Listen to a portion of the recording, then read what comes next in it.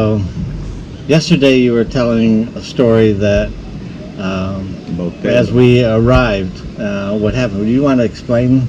Yes, Dennis, it was something surprising for me when I saw Pedro in front of the minivan that brought us to the community.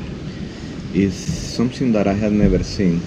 When people were hugging you and greeting you and saying hello and welcome to our communities, Pedro was by himself in front of the minivan, and he raised his arms and he said, finally, finally. He said this word almost 3 or 4 times.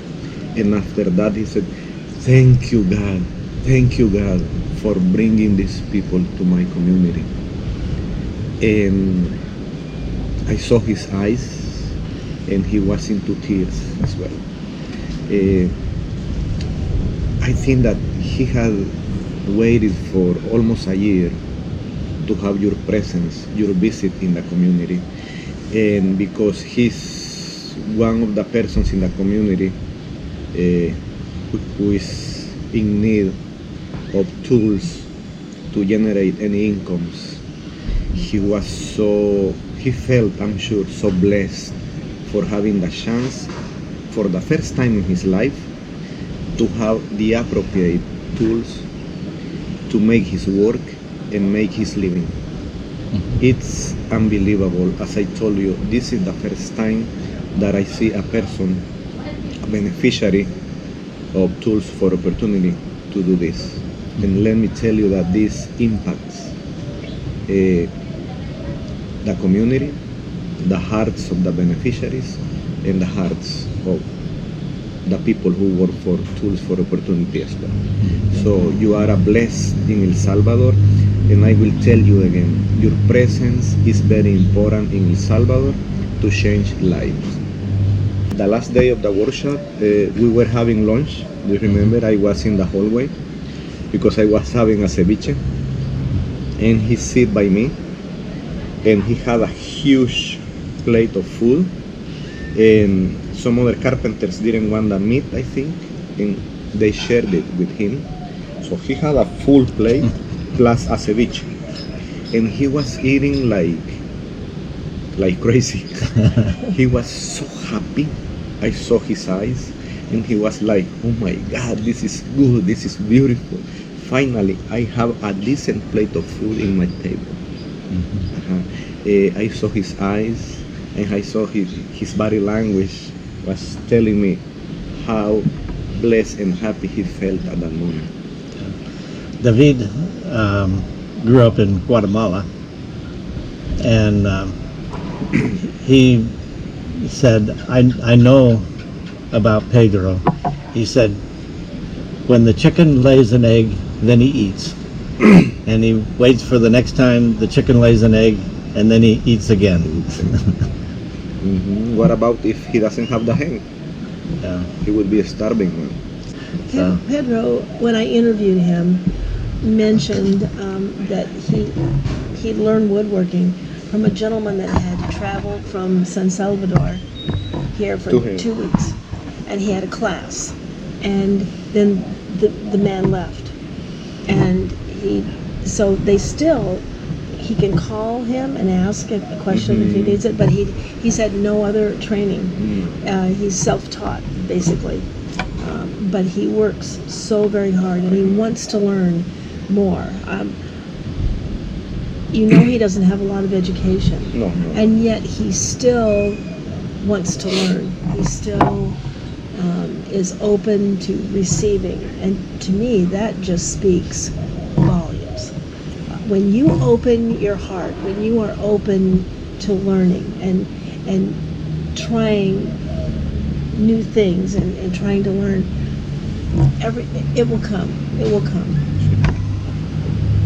So that's why I watching this and listening to them, listening to people like him, I was thinking about talking to you about following up with these people. Maybe next year, if you decide to work in this area, we can bring more carpenters.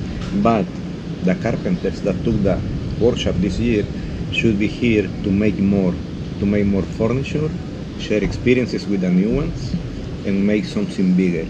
So because we need to keep these people refreshing their knowledge. Yeah. For sure in a year he will have lots of questions. So that would be great to have a big event with new carpenters from another community and the ones that took the workshop this year. So that would be a kind of carpenters fair, Yeah. producing more, and we can bring more benefits to more kindergartens, maybe for the school, who knows. Guillermo was saying that we might use the carpenters that learned this year as instructors Sure. for next year to help the new ones learn how to build a table, a bench. Can you imagine 35 or 40 carpenters all together, what they can do? Yeah. And I think it would be interesting also because the tools were given to the school. What have the children learned? How are they using the tools? And there would be questions there also at their skill level, but helping them to grow and to understand also. And for that we can plan a festival of carpenters. Yes. Children should come to the workshop to show what they did during the year. We can see their work. So this is really interesting and beautiful because we'll see that the tools and the knowledge was well used. To me, that was a surprise. And maybe it was because this year it was at the school and there were students coming in for summer school. But watching the young men, the young boys particularly, looking in the windows, watching and listening, even though they couldn't understand English, but just watching and wanting to learn. And you could tell by their body language. There was about 2 or 3 of them that were really engaged. They were very really focused. wanted, focused. Yes. Yes. So I think that Tools for Opportunity has to start taking all these experiences and put them together in the future in order to plan the activities. At certain point, Tools for Opportunity has to do things different or always keeping the same, but we have to add more activities because you realize here that people want to learn. Yes. Students. Yes. We should have a little space, somebody with youth who want to start this. Like, do you remember that we saw 3 or 4 of them who were interested? Yes. The ones you were talking about. Yes. Maybe we should have something for them, Yes. something for all the students who will use the tools during the year.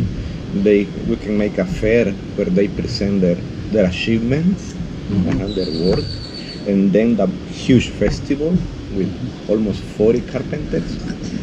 As Guillermo says, the ones that took the workshop this year, working as instructors. So, And that's giving back to the community. That's giving, and that's also developing a network.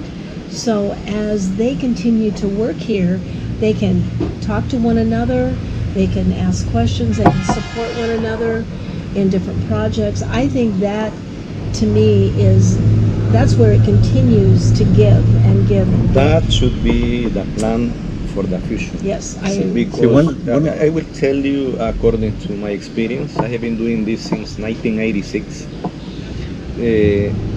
There were some years where my organization was so excited about bringing support for schools, and we were building classrooms in one community, then we left for another community and then to the other one, but we never saw the progress.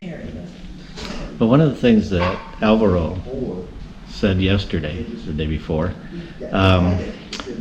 with other organizations that he's been involved with, where they come down and they build classrooms for schools, and it's a shotgun where they do one over here and one over there, and 2 years later, 3 years later, the classrooms aren't used. I mean, they did it, but there was no follow-up. Yeah. So he said, It wasn't until they started going back to the same community for 3, 4, 5 years in a row that they actually made a difference, because they came back the next year, the classrooms were used. Came back the next year, each time they came back, they stepped it up a little bit more. And you know, there's so many nonprofits all over the world, and they all mean good. But a lot of times what happens is there are nonprofits that kind of impose, in a way, they say, oh, we think you need this. No, no, no, no. You have to stop and listen to what the community needs, and you gotta work around their needs, because only then, any project you do will become self-sustaining. Why? Because it will not come imposed by you, and the community will own it. The key is to make sure that the communities own the project, that they feel involved from the very beginning stages all the way to the end. Only then can you secure that. And what Alvaro is saying is exactly right. If you go to a community to provide a project, if you go back the following year, that community will have a sense of, yeah, we're important. They're coming back to us. They're making sure we're doing the right thing. So we're going to do the right thing.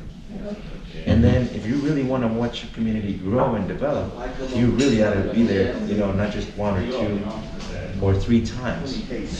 So yeah, it's all about helping the community's own projects so that you can guarantee it becomes self-sustainable.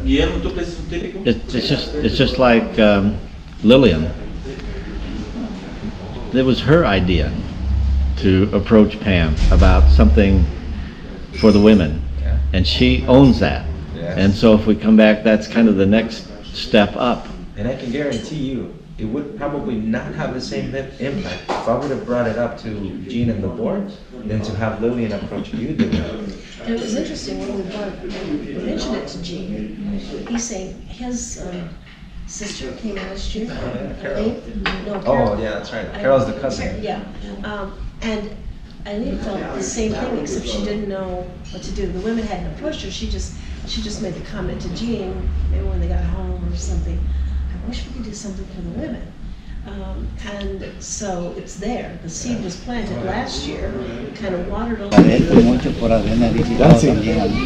So Pedro's saying that he sincerely thanks you.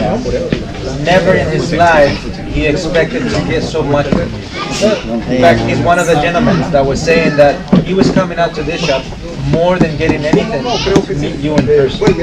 He was more than happy if he would just receive 1 screwdriver or a single handsaw. That's all he could ever expected. So you have over exceeded with everything that you have given to him. He really appreciates also all of you for taking your time to visit his home and his shop. That was something very special to him.